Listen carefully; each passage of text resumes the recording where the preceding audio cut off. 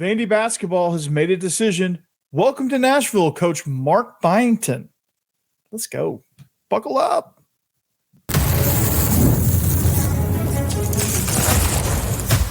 You are Locked On Vandy, your daily podcast on the Vanderbilt Commodores, part of the Locked On Podcast Network, your team every day. Welcome into the Locked On Vandy podcast on the Locked On Podcast Network. I'm your host, Corey Burton.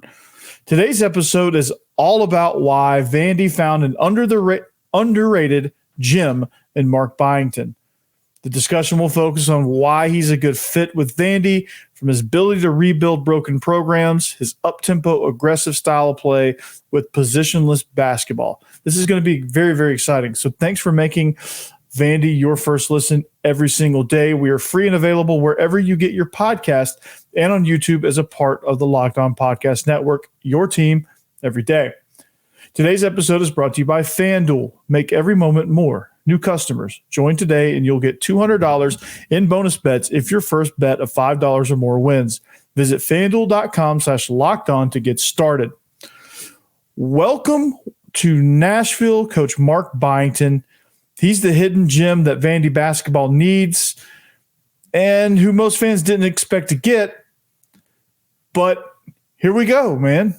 He's a rebuilder, and just don't let his lack of NCAA tournament wins fool you. He's been in some pretty rough situations and has rebuilt them and improved those programs. So he's going to be a very, very good fit here. I think he is exactly, like I said, he is exactly what Vanderbilt needs, and most people didn't even realize that that's what they need. So here's a little quote from the AD, Candace Story-Lee.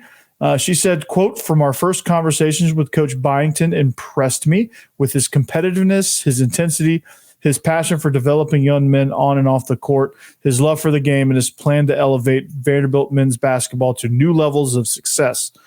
I was struck by the shared passion that we have for what this basketball program can be and for all that is possible at this great institution." So that right there, I think when he stepped into the interview room, he absolutely won the room.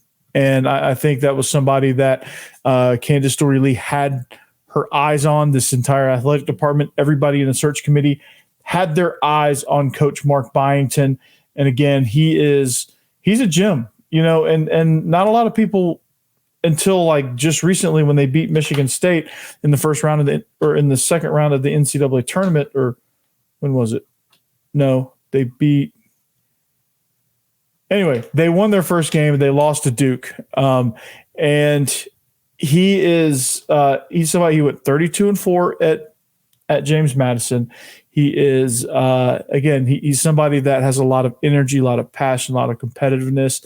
He's a guy that likes to rebuild. Okay. And part of his rebuild strategy is going through the portal. So when you look at kind of how he's built this team, he's really taken advantage of the portal. He's really, again, with recruiting, he knows he's 47 years old. He gets the portal. He knows what he's going to have at his fingertips with NIL, especially in a place like Nashville. I've said it with whoever was going to be the coach, that they needed to be active in the portal, understanding the portal, and understanding of NIL. And I think he's going to be somebody that's going to do that. If you look at this James Madison team, they were built through the portal. He had his 5 leading scorers came via the portal. That was TJ Bickerstaff, who previously played at Boston College. He's a power conference guy. Michael Green III from Bryant, and Robert Morris, as well as Noah Friedel from South Dakota State. So 3 of his leading scorers, 3 of his big playmakers are from the portal.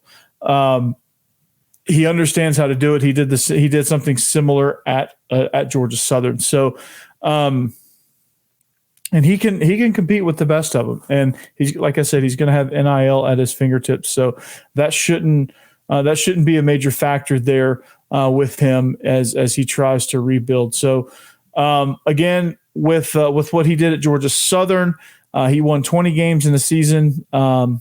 or actually prior to his getting there, Georgia Southern had just won 20 games in a season, 3 times over a 20-year period.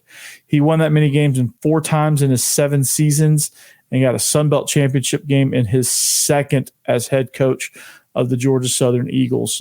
So a guy that takes over a program at a very, very low place and gets them to where they didn't think was possible. He has a career record of 213 and 133 in his 2 stops at Georgia Southern and James Madison. That's over the course of 11 years, 7 at Georgia Southern, 4 at James Madison. He beat Wisconsin, not Michigan State. So he reached his first NCAA tournament in 12 seasons as a head coach. This season he went 32-4, and he beat 5th seeded Wisconsin, not Michigan State. I don't know where I saw Michigan State. Michigan State lost in the second round to this is not about that, but anyway, he hasn't had an NIT berth or a CBI berth as well. And a lot of people probably would point to that and say, I don't know. This guy, his resume is, without those tournament wins can be something that people look at and be a little bit turned off by. But when you look at, and this is a poll that prior to me taking over this podcast in December, I had no idea what the Ken Pom polls were. But James Madison was a top 70 team in Ken Pom offensive defensive efficiency, while having a top 70 pace in the country as well. So it measures a bunch of different things. So he was in the top 70 as far as like pace and up tempo, things like that. So I think it's interesting nonetheless. I mean, he's taken teams that were starting off in the 300s and moving them up towards the top 100. Again, James Madison going 32-4. We're up in the top 60 as far as overall Ken Pom rankings, which somebody in the comments, please tell me what Ken Pom rankings really, really mean. So, but yeah, see, he's on the rise. He's figuring out year in and year out how to win. He's figuring out the portal now. He's starting to learn some things, and this is going to be his first big shot. Nobody really truly knows if it's going to work, but I think with what he's got, I think with what Vanderbilt, the position that Vanderbilt is in, I think this is worthy of a shot. I think he's somebody that can do it. And a lot of it, I think, has to do with his up-tempo coaching philosophy. Like, that's part of what lures these guys from the portal. That's part of why he was able to rebuild James Madison the way he was. He was able to, A, get the current players on the roster to buy in, and B, with his up-tempo style of play, he was able to get them to come out of the portal and come to James Madison. So before we get into like breaking down exactly what up-tempo coaching and philosophy, the philosophy of positionless basketball actually is and why that's important, I think obviously his first goal, he's got 3 guys, he's got 3 different makers in the portal now, and he's got to get those guys, and he's got to and I think he can sell these guys on coming back and saying, okay, we can do something pretty big. So I think Van Leuben is somebody that's going to be a factor. I think if you can keep him, I think you get yourself a viable big guy that can really thrive in this system. I think Tyron Lawrence would look really good running this system. I think he could be a really, really good point man. And of course, Jason Rivera, JRT, I think you get him back in the mix. He might be interested. You might need a sharpshooter, but then again, he may or may not fit. He may or may not fit within the scheme, but definitely Van Allen Leuben and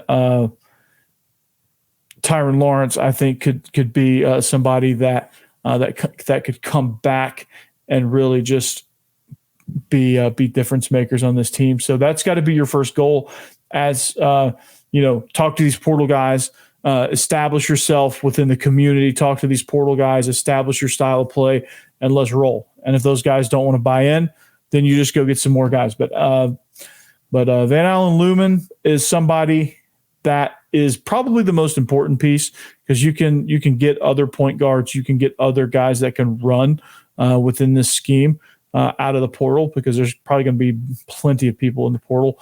But Allen Lumen is a big guy that I think is athletic enough that can do it. Didn't really fit with what Coach Stackhouse was doing. It was more of a controlled NBA half-court type slow offense where you really kind of need a viable, just monster big guy in there to really kind of clean up the boards and control the paint.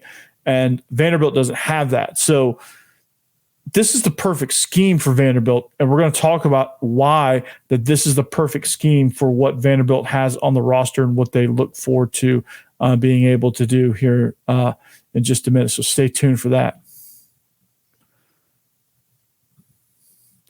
All right. We're presented by FanDuel. Say goodbye to busted brackets, because FanDuel lets you bet on every game of the tourney. Whether you're betting on a big upset or a 1 seed, it's time to go dancing on America's #1 sports book. Right now, new customers get $200 in bonus bets if your first $5 bet wins. That's $200 to use on point spreads, money lines, and you can even pick who's going to win it all. So just visit FanDuel.com/lockedon and bet college hoops until they cut down the nets. All right. Passion, drive, and patience. That's what brings home the winning trophy, is also what brings home your ride or die alive. eBay Motors has everything you need to maintain your vehicle and level it up to peak performance. From superchargers, roof racks, exhaust kits, LED lights, and more, whether you're into speed, power, or style, eBay Motors has got you covered. With over 122 million parts for your #1 ride or die, you'll always find exactly what you're looking for. And with eBay Guaranteed Fit, your part is guaranteed to fit your ride every time or your money back. Because with eBay Motors, you're burning rubber, not cash. With all the parts you need at the prices you want, it's easy to turn your car into the MVP and bring home that win. Keep your ride or die alive at ebaymotors.com.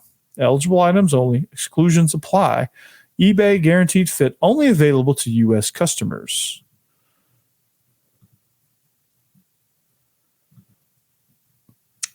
All right, welcome back. It is the Locked On Vandy podcast on the Locked On Podcast Network. Did you know that the Locked On College Basketball Bracket Breakdown Show is now available on the Locked On College Basketball Podcast? Well, it is. And experts Andy Patton and Isaac Shade will break down their brackets and discuss everything that you need to fill out a winning bracket and prepare for this year's NCAA tournament. Find the Locked On Bracket Breakdown now on the Locked On College Basketball Podcast, wherever you get your podcast. And just fast forward through the part where Duke annihilated James Madison. Don't worry about that part. Don't worry about that part. It's okay. All right. So, like I said, thanks for making us your first listen each and every day. Speaking of you everydayers, man, I can't say thank you enough for making all of this possible. Even though it went completely sideways at about noon today, or at about noon yesterday, I should say. Thank you for making yesterday's show really, really big. 280 of you saw that show and saw why that we should hire Danny Sprinkle and Chris Mack, and why they're candidates, and why I thought they were zeroing in. I think that was the kind of two names that were really, really focused hard on last night. Byington was just kind of sitting over here in the weeds. But nonetheless, we've got Mark Byington now. Vandy, he's now the new head coach at Vanderbilt. And he is going to be, like I said, if you're just now jumping in, he's going to be the hidden gem that everybody needs, that this program absolutely needs, right? You didn't know you needed it, but you need it. And you didn't know Mark Byington was going to come swooping in, and you didn't know that he was going to be, with his style, the perfect fit for what Vanderbilt needs to do. All right. And a lot of people are probably complaining that he's not some big name. He's not Danny Sprinkle, which Danny Sprinkle would have been a phenomenal hire. I think Chris Mack would have been a good hire. But I think ultimately it comes down to like where this program is and what he's able to do. He's rebuilt Georgia Southern. He's rebuilt James Madison. He's finally got that tournament appearance, tournament win. And he's finally kind of got that monkey off his back. He's a master of the rebuild. That's exactly what Vanderbilt needs. They're broken since they were broken with Bryce Drew. They got broken even further with occasional moments under Stackhouse, but it was never really a fit. And now you need somebody that's going to come in, pick up the pieces, know how to put them together, and get it back going as quickly as possible. And you need somebody that, like football, is a little bit different in his style of play, right? And you need somebody, like in football, Clark Lee knew that Vanderbilt couldn't keep on doing the same thing, right? So he hired an offensive coordinator that was a little bit outside the box. He saw firsthand, because they had to play Auburn.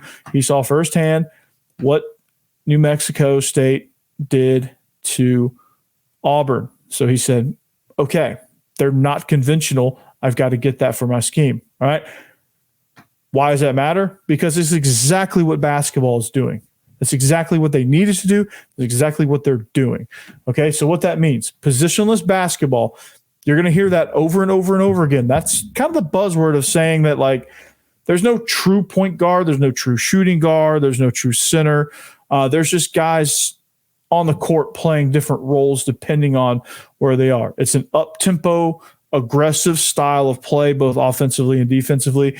And if you watch James Madison play, there is really, like, the coaching of this up-tempo system is stellar. And I would love to do a film breakdown. I don't have enough time really on this episode, but we've got the rest of the week. We can keep on hammering why all of this is going to be good. But I'm going to hit the high points right now.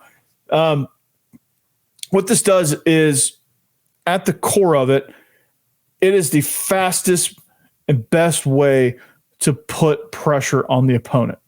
Okay. This was kind of born out of the Nolan Richardson 40 minutes of hell, right?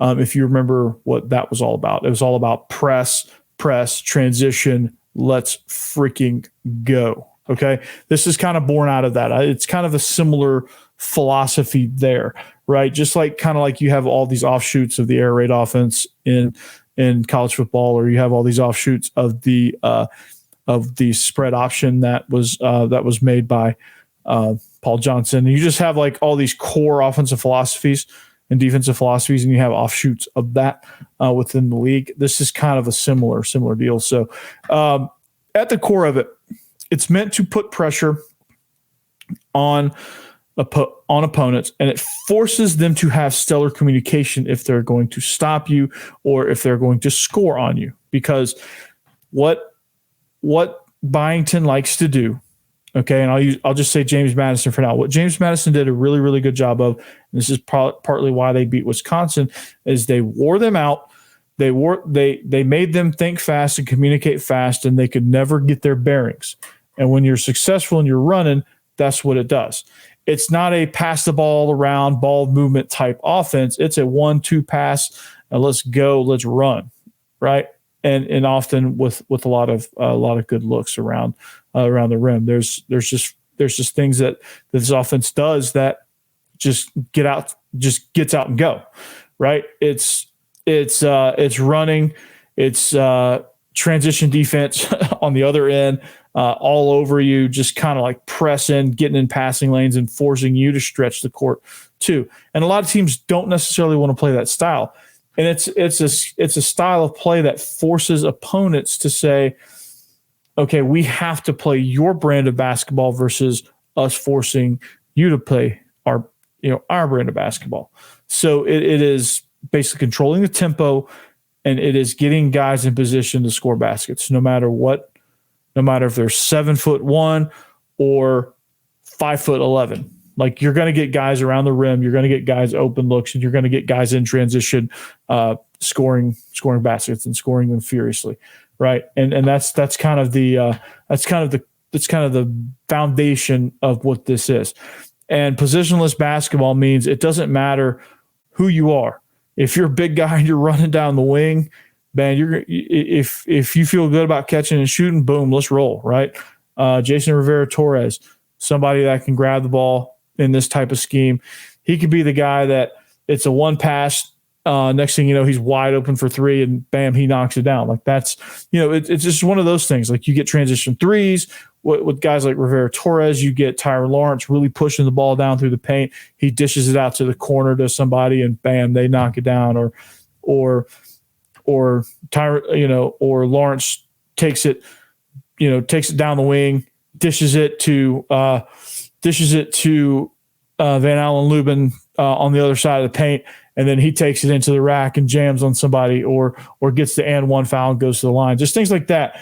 It forces teams to have stellar communication. It forces teams to be in stellar condition, which two things aren't necessarily true in college basketball. You'd be surprised why, the two of those things aren't necessarily true. So we're going to continue to break this positionless basketball thing down. It's very, very fascinating, and it's something that's definitely caught my attention, and definitely something I'll tell you why Vanderbilt needs to continue to do it, why it benefits them to do this style of play. So stay tuned for that. We'll be after these messages. We'll be right back. You like that, don't you? All right, Nissan. This week's March Madness bracket highlight is brought to you by our friends at Nissan. Each week, we're picking one team that stands out, a team that's pushed it further than the rest, just like any and all of the new 2024 Nissan SUVs. These guys are able to take it to the next level. Did you know the North Carolina Tar Heels can only be described as an Armada? I know you're shocked. This one seed is as hardcore as it gets out there, so it's no wonder they secured a spot in the Sweet 16 this Thursday against Alabama in the NCAA tournament. Go Heels. That's who I have in my bracket. They're a favorite picked by many to make a run for the championship, including me. The Iowa State Cyclones can only be described as a Pathfinder. They've been thrilling to watch and have really created a lane for themselves, entering the tournament as one of the hottest teams in the country. They have a date with Illinois this Thursday in the Sweet 16. The NC State Wolfpack are obviously this week's Nissan Rogue, the team that absolutely surprised us all with a powerful performance in their first two games of the tournament. Wins over Texas Tech and Oakland have set them up to play Marquette in the Sweet 16. They say win life and go Rogue. That's exactly what not the Golden Grizzlies. They tried to, but that's exactly what the Wolfpack have done here. So take the Nissan Rogue, Nissan Pathfinder, or Nissan Armada and go find your next big adventure. Shop NissanUSA.com.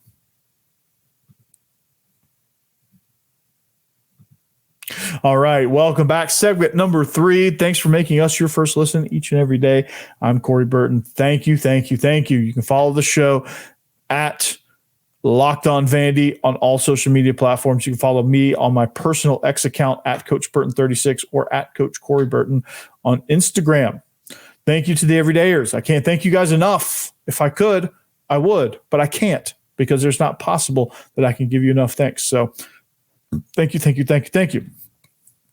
Make sure you check out Locked On SEC right after this. Make them your second listen each and every day. So hope your brackets aren't busted too bad, but we're going to save the bracket talk because I don't know if you guys have heard, but Vanderbilt has hired Mark Byington.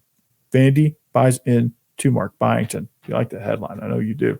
So positionless basketball. Let's continue on with positionless basketball because I think it's very, very fascinating.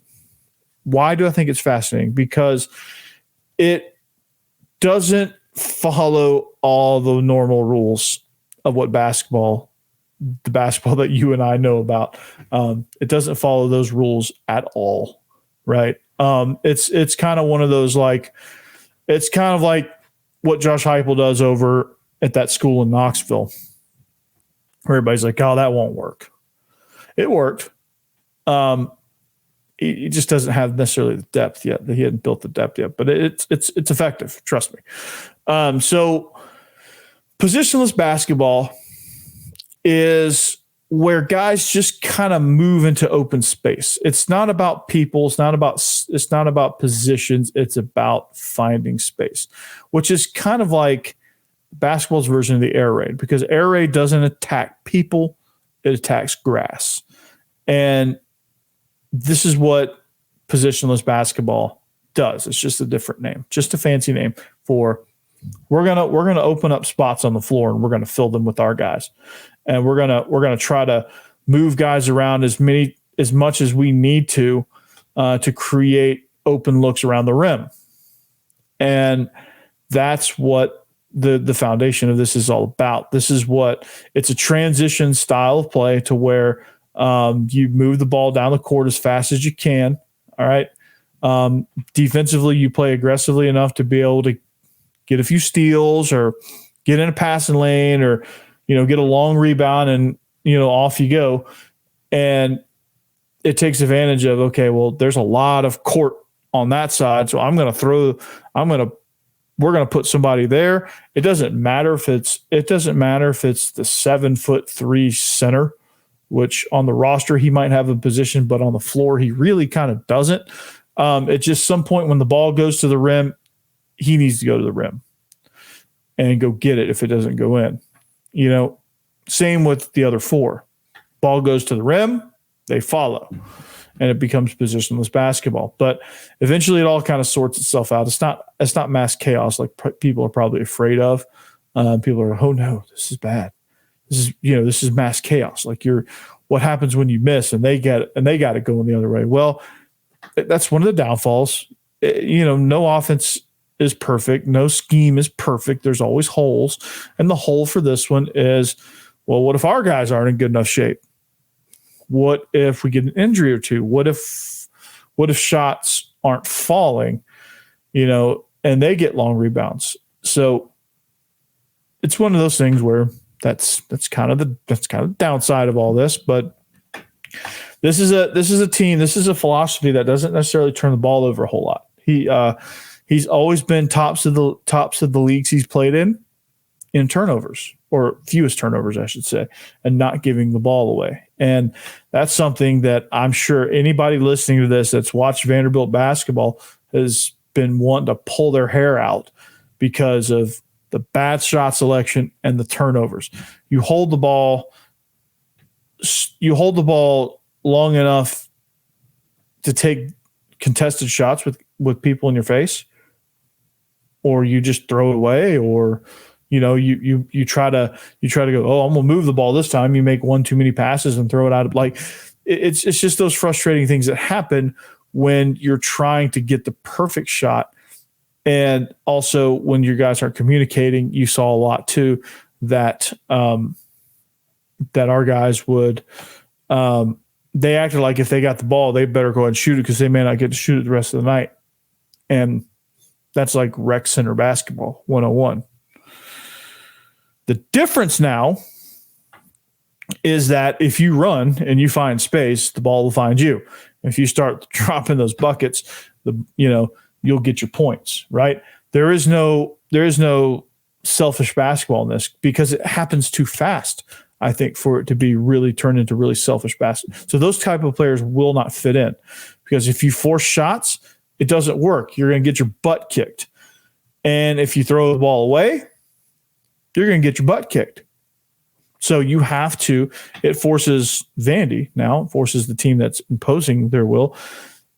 Like you can't do this if you are A, not in good enough shape, or B, not good communicators, right? You've got to know, especially whoever's running point on that particular possession, again, positionless basketball, whoever's running point, somebody gets a steal, now they're taking off down the court. They're running point. They have to know, and this is why there's no scheme, they have to understand space. And they have to know that, and this comes with time, this comes with reps. You know kind of who's going to be where and how they're going to get in positions to give themselves good looks at the basket. And they're going to understand that, okay, all right, I'm going to make this pass and I'm going to streak down and I may get it back and I may go to the rim or whatever the case may be. they've got to know and they've got to trust that their guys are going to be in position to make these plays. So that's kind of the crux of it. It forces communication. It forces team chemistry. It forces a lot of trust, which is things that you never saw with Jerry Stackhouse's team, because it just doesn't matter. Communication doesn't matter in the NBA necessarily. It's get the ball to your superstar and go. Vandy never had a superstar really. Ezra Mannion was a star, but he wasn't like, he's not going to be a surefire first round lottery pick. I love the kid to death, but he's not going to be that. He's a star, and he played his heart out. And I wish he was coming back to play in this system, because he's the guy that would be an absolute stud in this system. But it's a shame that he's out of eligibility now. So NCAA, if you want to give him a waiver, I think he had COVID way back when, so he needs another year. So anyway, that's going to do it. Time flies when you're having fun, but we're going to continue to break down the keys to positionless basketball. We're going to try to fix Vandy baseball here somewhere down the road. And we can't forget about football. They're still in spring practice. They've got another practice lined up for later on today, and they've got a practice lined up for Thursday and a scrimmage on Saturday. So let's continue to kill it here on the Locked On Vandy channel. Let's continue to dominate the market. Let's continue to make Vandy relevant again. Let's take back over Nashville as we go. Let's turn all non-believers into believers, right? If you're on the fence, root for the black and gold. Do it. You know you want to. So that's going to do it for us, man. We hope you're excited about Mark Byington. I certainly am. The more I looked at him when they first hired him, I'll be honest, I said, who?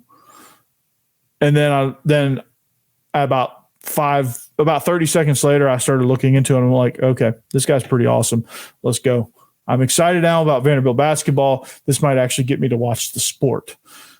So that's going to be fun. We're going to have fun. We're going to continue this breakdown, and we got a lot of show ahead of us. But until tomorrow, I'll see you back. I'll see you later. But until then, of course, as always, anchor down.